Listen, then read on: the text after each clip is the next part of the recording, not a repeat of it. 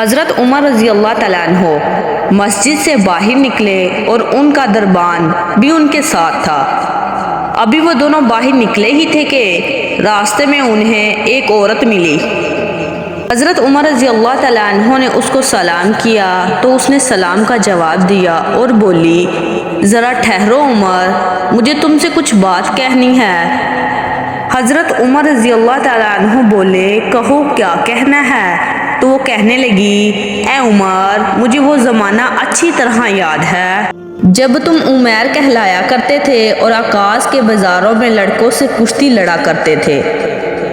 پھر کچھ ہی عرصے بعد تم عمر کہلانے لگے، وقت گزرتا رہا اور پھر وہ دن بھی آیا جب تم امیر المؤمنین کہلانے لگے۔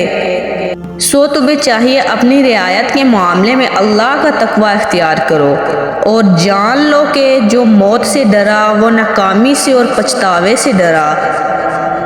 تو جارود ایک دم بول اٹھا، اے تمہاری اتنی ہمت کہ تم امیر المؤمنین کے سامنے اتنی جرأت کا مظاہرہ کرو۔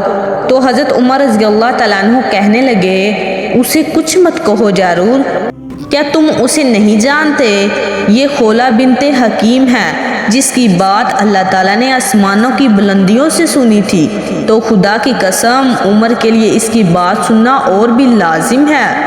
اس کا ارشاد اس آیت کی طرف تھا جس کا ترجمہ یہ ہے، اے پیغمبر، جو عورت تم سے اپنے شوہر کے بارے میں بحث و جدال کرتی اور خدا سے شکایت کرتی تھی، خدا نے اس کی التجا سن لی۔